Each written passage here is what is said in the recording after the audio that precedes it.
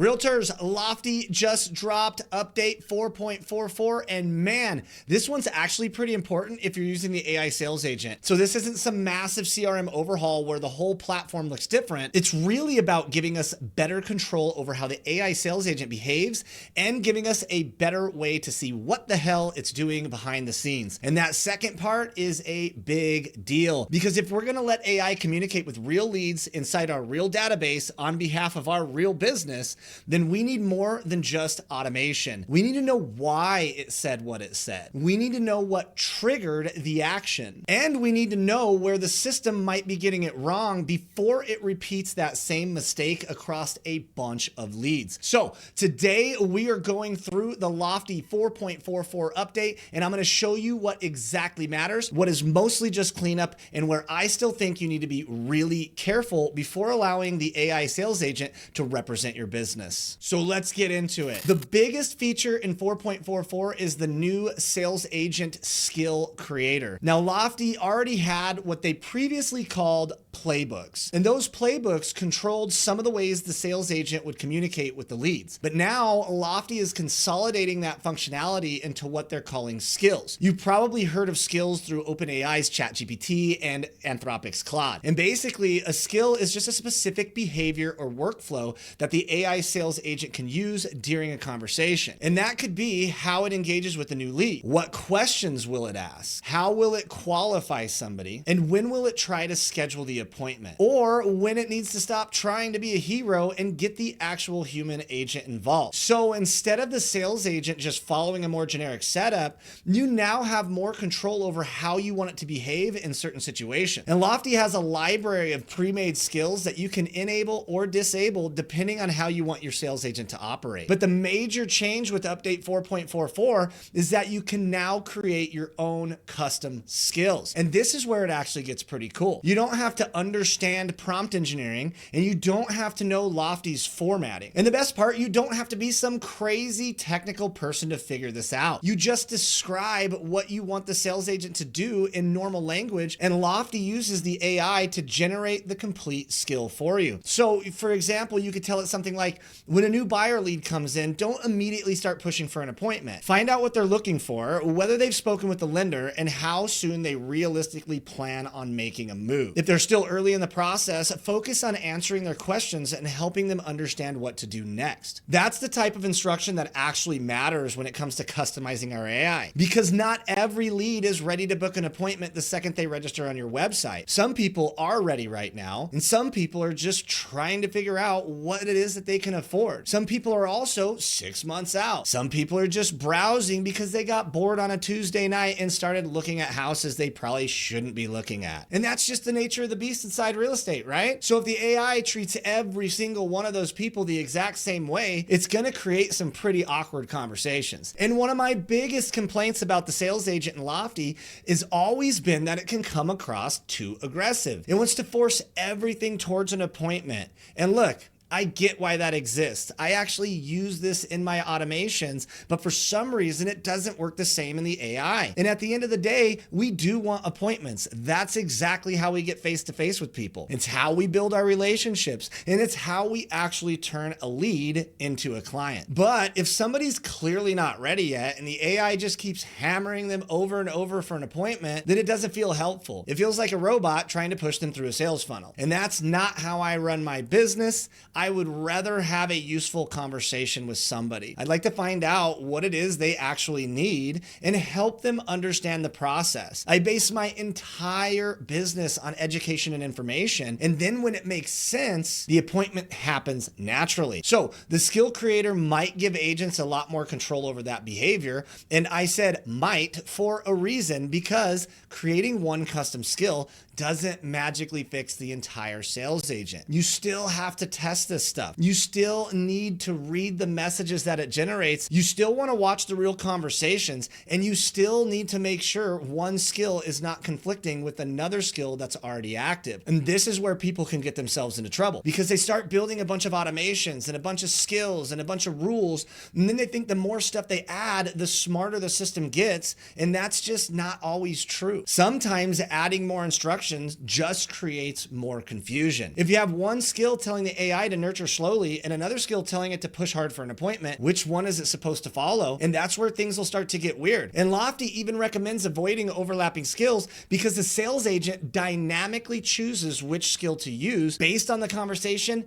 and the lead's behavior. So you need to be super careful there. This is not a situation where you just throw a bunch of random instructions into the system and hope it all works out. You want very clean and clear instructions. You want to keep those instructions super simple, and you want instructions that actually reflect what you want in your business and how you want to be represented. And then you need to test it before you turn it loose on real people. So before you save a custom skill, Lofty lets you test it against a sample lead and preview how the sales agent is going to respond. And that preview is so important. So please don't skip that, because this is your chance to catch problems before the AI starts talking to your actual database. And honestly, this is where a lot of agents are going to separate themselves, because the agents who actually take the time to test, read, adjust, and improve their skills are probably going to get much better results than the agents who just generate something once and assume it's all good to go. That's always how these systems work. The tool matters, but how you set it up matters more. Now, there's also a really important package restriction here. Every sales agent package gets access to skills, but a custom skill creation is only included with the Max and Team packages. The free and pro packages can still use the pre-made skill library, but they can't create their own custom skills. And as of this recording, Lofty lists the Max package at $150 per month as the base price. The Team package is listed at $199 per month. Both of these have lead quotas, and additional capacity can increase that monthly cost. So this isn't necessarily a free upgrade for everybody using the sales agent, and that needs to be made crystal clear, because the skill creator is the headline feature of this update, but a large portion of Lofty users might not actually have access to it unless they do that upgrade. So before you guys get too excited, go check your package and make sure you actually have access to the feature.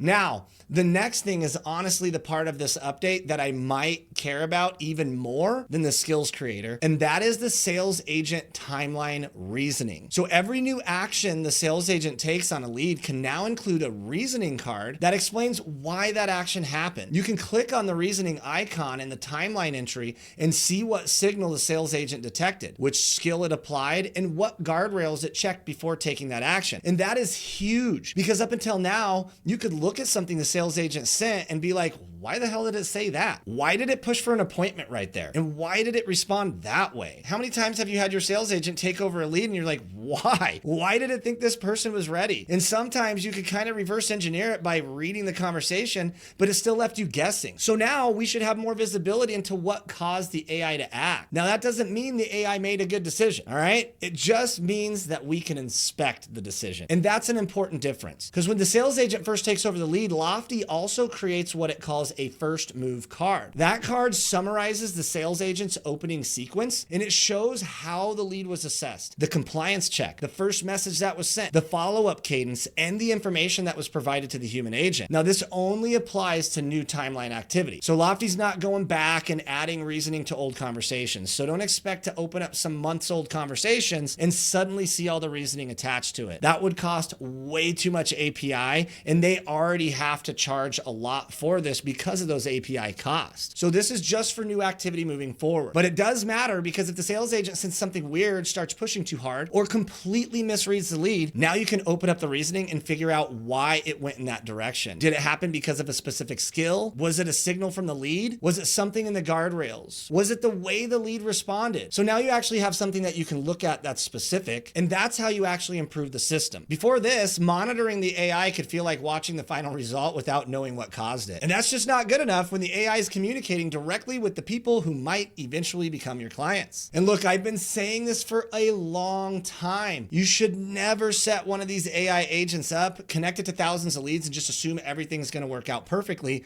because it won't. And I honestly don't care what company built it. I don't care how good their demo looks. I don't care how impressive the AI sounds when everything goes right. Real leads are messy. They ask weird questions. They give incomplete answers, and they change their mind. And they also say things that don't fit neatly into some perfect workflow. So that's where these systems usually start to break. So the reasoning cards should make it easier to catch the problems before your problems get repeated across your entire database. But I want to be really clear here again. A reasoning card can explain a bad decision, but it does not automatically stop the bad decision from happening. So you don't want to treat this like some magic safety net. We got to scrutinize everything with this, guys. NAR is already talking about the agents being held liable for the output that these AI bots put out. And your brokerage isn't going to protect you, and neither is NAR. So you need to make sure you're watching this. And that's why the visibility of this is so important. Because once you can see why the AI did something,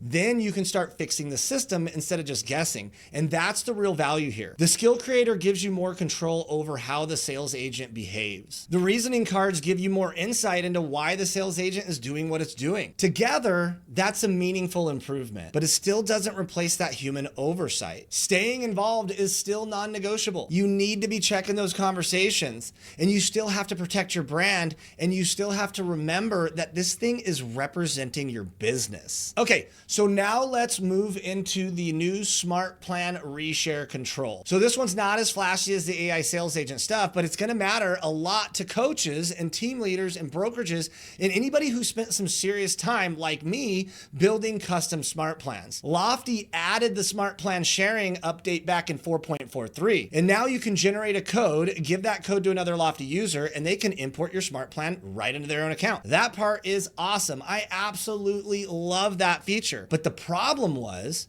once you shared the plan, the person receiving it could potentially turn around and share it with somebody else. And then they could share it with somebody else. And then they could share it with somebody else. And next thing you know, your smart plan goes out to hundreds of people. And if you spent hours building a smart plan, well, that's not ideal, especially if that plan is part of your team system, your coaching program, your brokerage process, or something you created for your paying clients. You don't want somebody taking your work and passing it around like a party favor. So update 4.44 adds a reshare permission checkbox. So when you share a smart plan, you can decide whether the recipient is allowed to distribute it to another account. But pay attention to this part. Resharing is allowed by default. So if you want the smart plan locked down, you have to uncheck the box during the sharing process.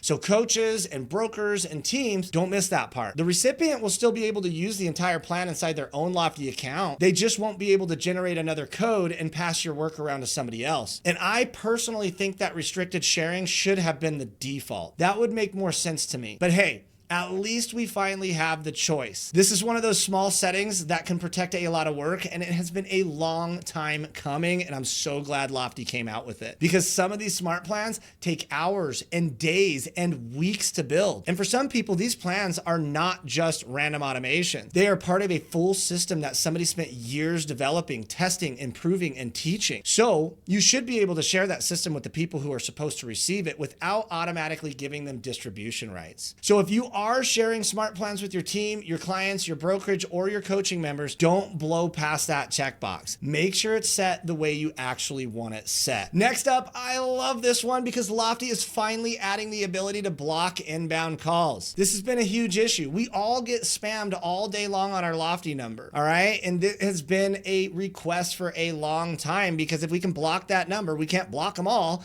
but at least we can stop that one number from calling back. So this is a little bit of a timing thing attached to it.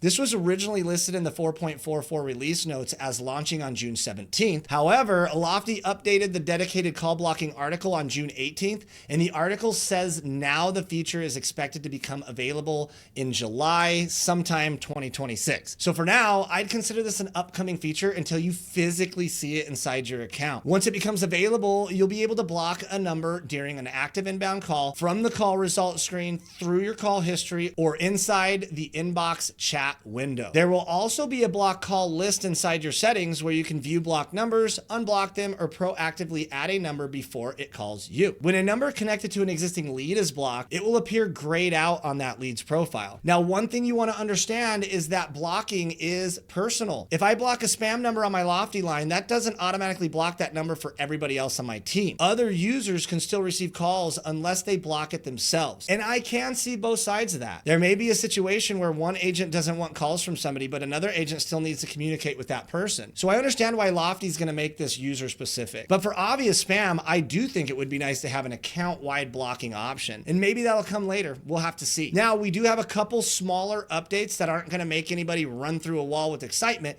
but they do clean up some of the annoying parts of the system. And the first one is the smart plan time frame filters. Those filters will now treat NA the same as an empty field. And that should make it easier to build conditions without leads getting separated because one record technically says NA while the other one is just blank. And look, I know that's not sexy. Nobody's clicking on this video because they're fired up about NA fields. But if you have ever built automations inside a CRM and wondered why certain leads aren't moving through the workflow the way they should, little stuff like this absolutely matters. Small database issues can create big automation headaches. Lofty's also adding a banner notification when a group of leads has been mass reassigned to you. So that should prevent an agent from suddenly discovering hundreds of new leads in their account without knowing where the hell they came from. That's a nice quality of life update. And there's also a one-click cleanup option for empty lead sources. So it removes the sources that contain 0 leads as long as those sources are not locked. This is all mainly database cleanup, but source lists inside older Lofty accounts can become an absolute disaster. You might have old Facebook campaigns, duplicate integrations, test sources, random garbage from years ago, and all kinds of stuff that does not contain a single lead anymore. And now you can clean up some of that mess without deleting each source individually. Again, not a giant feature, but if your CRM has been around for a while, then this is the kind of thing that can make the system easier to manage. The last update involves .loop documents. You can now move .loop files using the file action menu, bulk selection, or drag and drop. Again, not a huge feature, but for teams using the .loop integration, it's going to make document organization way less chunky. So what's the real story with Lofty 4.44? To me, Lofty's trying to move the sales agent away from being a generic automated follow-up bot and closer to something you can actually configure around your business. And that's the important part. The custom skills creator gives advanced users more control over how the sales agent will behave. And then the reasoning cards give us more visibility into what the sales agent's doing and why it's doing it. And both of those are meaningful improvements. But I'm still not going to tell you to blindly put the sales agent in charge of your entire database. That would be stupid. This technology still needs supervision. A skill generated from plain English description can still produce behavior that you don't want or intend. And a reasoning card can explain a bad decision without preventing that bad decision from happening. So you still need to stay involved. So start with a small group of leads first. Read the conversations, test out the different situations, and pay attention to how the AI handles confusion, objection, financing questions, and people who are months away from making a move. And don't judge the AI sales agent by the perfect demo conversation. Judge it by what happens when a real lead gives it a messy answer that does not fit neatly inside the workflow. That's where you're going to find out how good the system actually is. So overall, I think 4.4 is a solid update. It's not a massive overhaul, which is kind of nice because of all the updates that have been going on. The last thing we need is a massive overhaul, but it does address the two biggest problems with the AI automation inside the real estate business. How much control do we have? And how much can we actually see? And Lofty is giving us more of both. So we're going to need to see how well these custom skills perform once agents start using them in real conversations. And if you're already using the Lofty sales agent, drop a comment below and let me know how it's been working for you. I'd also love to see some of the things that it's said. And I've also seen some responses that are honestly a bit concerning. So I especially want to hear whether it's creating actual conversations or if it's just pushing everybody towards an appointment. And if your Lofty account feels like you bought the software but never got the system that it's supposed to go with it, then comment Lofty below. I'm a certified Lofty reseller and a coach, and I can help you properly build the automations, clean up your database, and get Lofty working for you the way it should. So guys, make sure you like the video, subscribe to the channel, and I will keep you updated as these features continue rolling out, and I'll see you guys on the next one.